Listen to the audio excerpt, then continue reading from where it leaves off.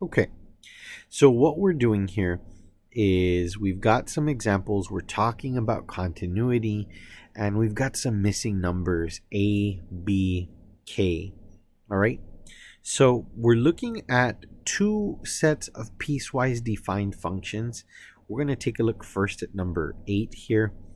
And it says that if x is less than -4, then y equals 8. Okay?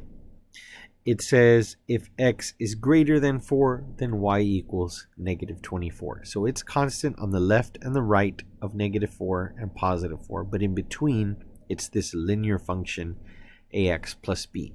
And our job is to investigate and find out what a and b are.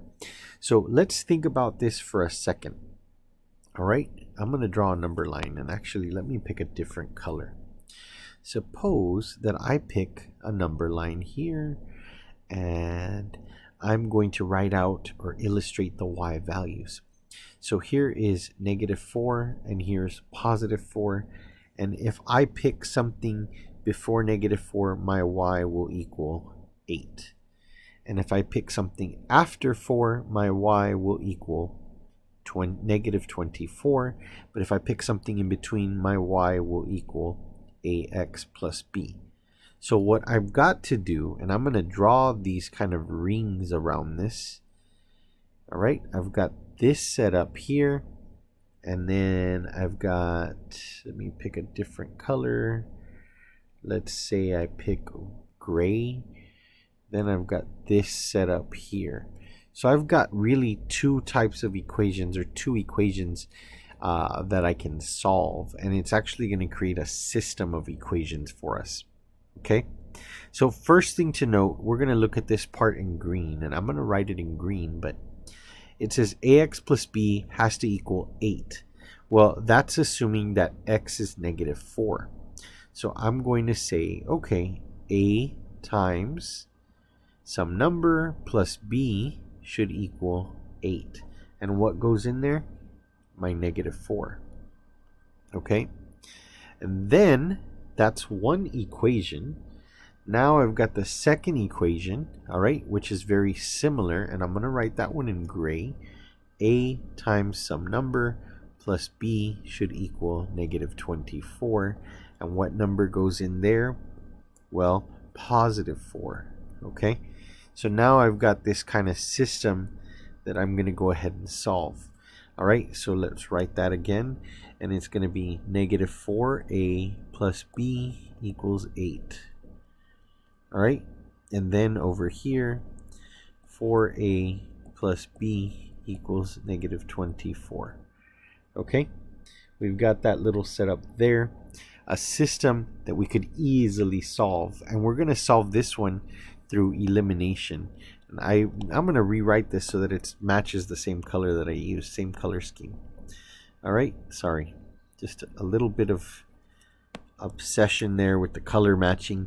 All right, and now what we're going to do is combine them. And when we combine them, well, my 4a's and my -4a's cancel. That leaves me with 2b equal to 8 minus 24 is -16 divided by 2. Okay, so what does b equal? B equals -8. Okay, b equals -8. All right, nothing really much of a big deal. Now that I know what b is, I'm going to go back and I'm going to solve for a in one of the other equations. So I'm just going to take it, and let's say I plug it into this one here. All right, it's not a big deal. You could pick either one. So let's say I say 4a plus b, in this case, -8 will equal -24. All right, not too much of an issue. I'm going to add the 8 to the other side. 4a will equal what is that, 16. And so then we divide both sides by 4, and a will equal -4. All right, so those are my values, and you can go back and check and verify by plugging in to this ax plus b. Oops, wrong wrong button. I wanted to use the highlighter. All right, you can go back and plug in, but when I come back over here, I'm going to get negative 4x minus 8. All right, that's what my ax plus b would look like. It would look like this. But like I said, you can go back and verify yourself and check.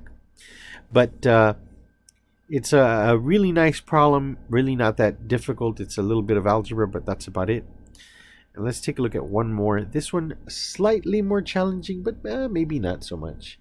All right, so let's think about this one.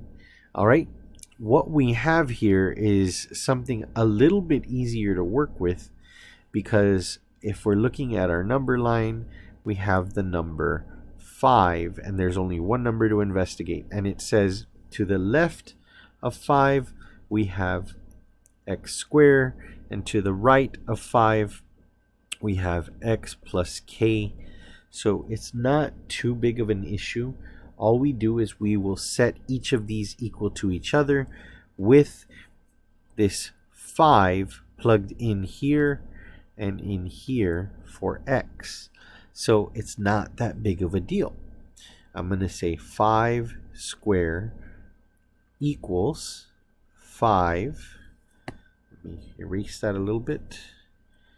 All right, 5 plus k. All right, so I have 25 equals 5 plus k. I subtract 5 from both sides, and I get 20 equals k. All right, so k equals 20. All right, and again, you can go and you can plug that in right there, and you get something like this, x plus 20 as your linear equation, so that they would be equal when you're verifying the left and right side of 5. Because remember, again, for this to be continuous, the left hand and the right hand limits must agree. The limit must exist there. All right, so that's why we're going over this, because you know this all revolves around a greater concept, and that is the limit. All right, and in order for a function to be continuous, the limit has to exist. So you know, and the function has to be defined at that point as well. Okay, so we're defining functions and making sure that the limits exist.